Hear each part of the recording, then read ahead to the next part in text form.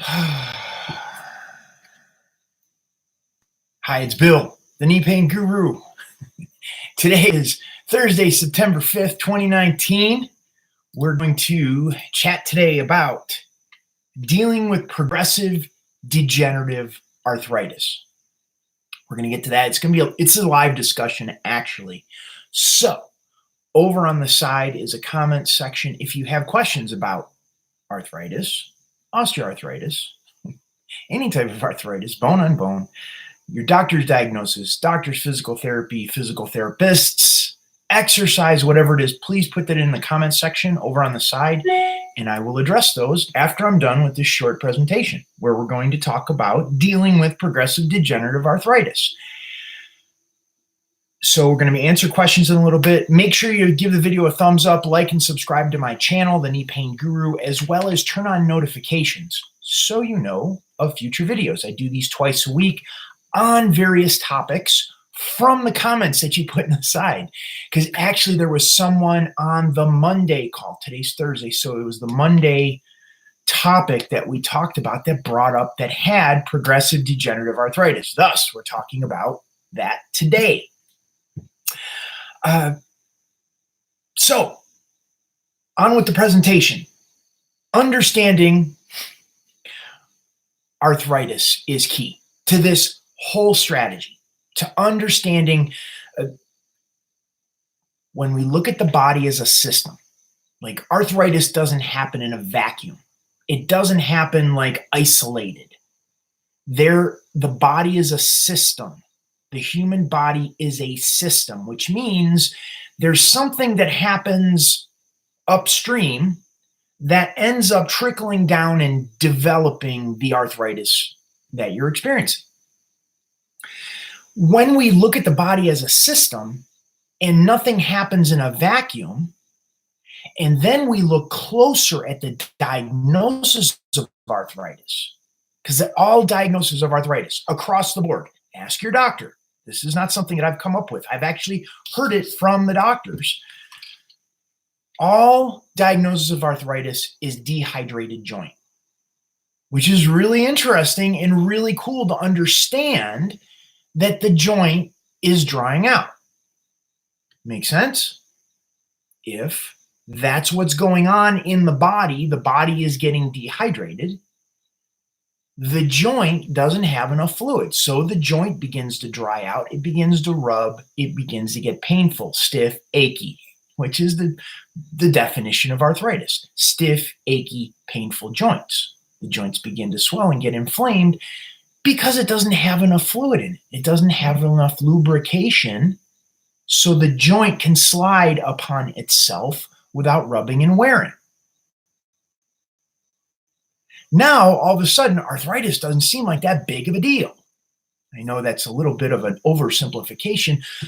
The idea, though, is it's important we pull back and understand exactly what we're dealing with.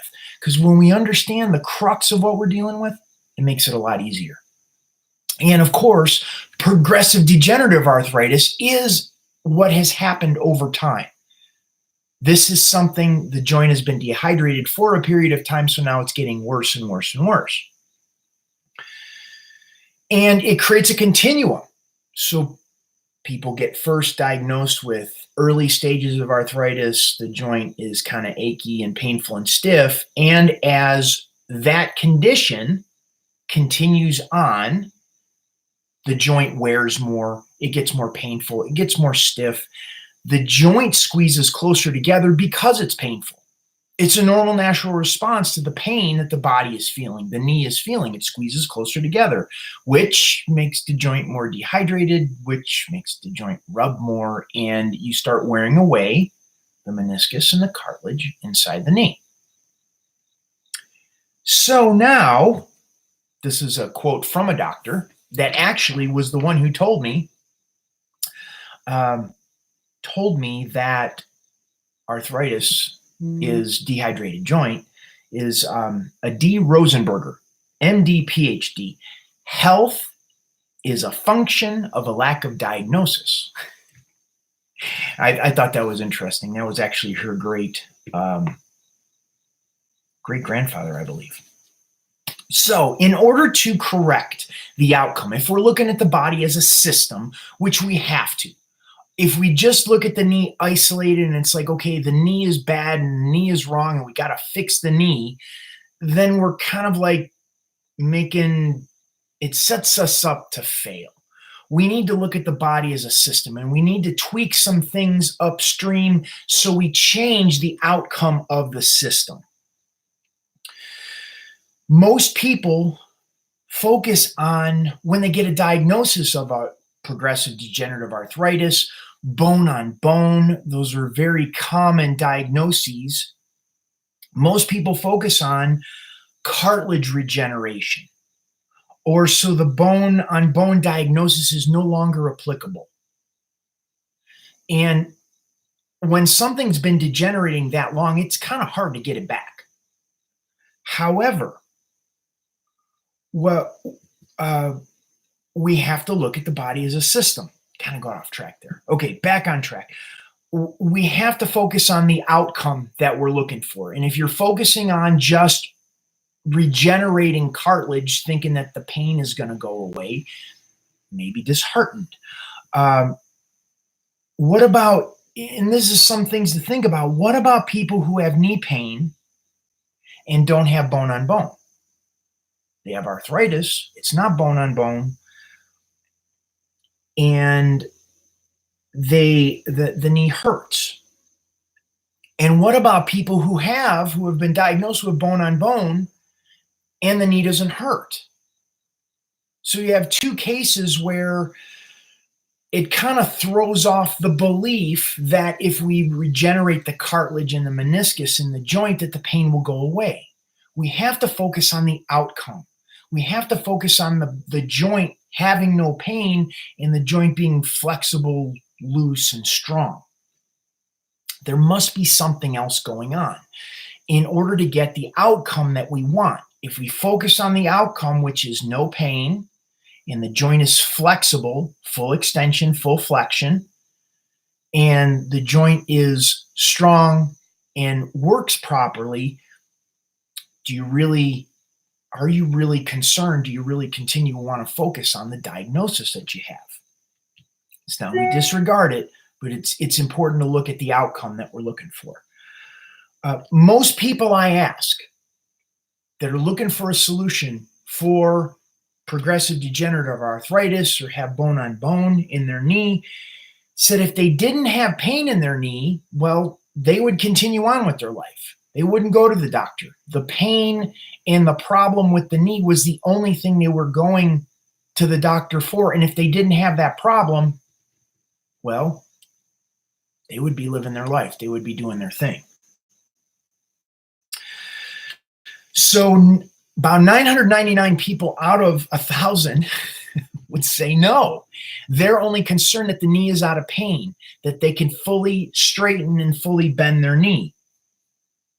So it leads us to a place of understanding that if we begin to rehydrate the joint, and if we begin to create space in the joint, which, going back to the understanding of the body being a system, we could begin to reestablish the space in the joint by creating comfort in the joint. And when I'm talking about comfort, I'm not talking about propping your knee up on pillows and sitting on your butt, because that doesn't address the neurological patterns that the body took on, protecting itself and tensing up from the pain that it experienced. We have to go to a place of beginning to give the conditions in the body so it can begin to rehydrate the joint and at the same time create the space in the joint so whatever water we are drinking can actually get in there. Is this making sense? We have some people watching on the line. If you have questions about what's going on in your knee, questions about what I'm talking about, please put those in the comments section, because it will make this way more interesting to understand where you're at in terms of what gaps I may not be filling in your mind. So we start drinking more water. We're going to break it down, make it into 3 steps. We start drinking more water. It's important to drink the water. If the body doesn't have the water to rehydrate the joint, then what happens is it keeps other parts of your body alive, your brain and your blood, because it's robbing the water, the hydration from the bones and the synovial fluid in the joints. All of this information is coming from, there's a Dr. Batman Geldage. You are not sick, you're thirsty, or your body's many cries for water. He wrote several books on the topic and the importance of hydration in order to heal many of the ailments that we as humans experience. And this is an Iranian doctor that treated his patients for 20 years just using plain tap water. So the first thing we want to do is drink more water. Second thing we want to begin doing is reduce or minimize what we're doing that's causing the pain in the knees. Many times, I'm guilty as well, I will push myself and do things and put myself into pain when I really don't need to. Someone else could do it, or I could put it off for a period of time, or I can do things that will take care of myself, allow my body to rest up. Then I can get back and do that task list of things to do. So that's the second piece. First thing is increase water intake. Second thing you can do is begin to reduce or eliminate those things that just don't need to be done that are going to put your knee in pain. I have a client that I work with who loves playing softball, and he will play softball at all costs, even if it wrecks his knees for days or weeks afterwards. It's one of those situations or scenarios that, well, if we could just keep you off the baseball diamond for a little bit of time while we teach your body how to create comfort in the knee joint, get the pressure off of the nerves, and allow the body to relax and regenerate, that would be a high leverage move for us in the short term. Long term, we can get them back on the softball field. So first thing is drinking water. Second thing is reduce or minimize, eliminate those things that are causing the pain. The third is beginning to create comfort in the joint, relaxing the joint, creating space. Because when the joint and the nerves are being irritated in the joint, it causes more pain. And the more your body is in pain, the more it creates the neurological state. The neurological state I'm talking about is how your nervous system feels. Pain in the joint is a feeling. And the more we can get the pressure off of the nerves that are causing the pain, the more the joint can relax and your body can relax. And then you can sleep better. You're more patient. You're easier to get along with. But even more so, it sets up the conditions so now your body can heal itself. This is really important in the process, is your body being able to recover. Because when you have progressive degenerative arthritis, what's happening is your body is breaking down faster than it's recovering. We need to begin to set up those conditions so now the body can begin to heal faster than it's breaking down. That's really important. So how to create comfort in the joint is going to be, I have a lot of information over on my website, thekneepainguru.com, that I have begin to show you how to do that, when to do that. The timing of it is very important. There's a lot, because we have to have a different relationship with your knee, with your physical body. Because if things you're doing is creating the conditions so that the arthritis continues to get worse, well, then you're looking at a knee replacement surgery. That's probably something you would like to avoid. Okay, who has questions? Over on the side here, please enter those in the comment section. This is a live chat. I will see those. Let me see the pop out piece. If you like the video, give it a thumbs up, like and subscribe to my channel. the Knee Pain Guru, and then turn on notifications for future videos. If you have questions, please enter those in the comments section over on the side. This is going out in my newsletter as well. So the members of my newsletter are receiving this video in an email.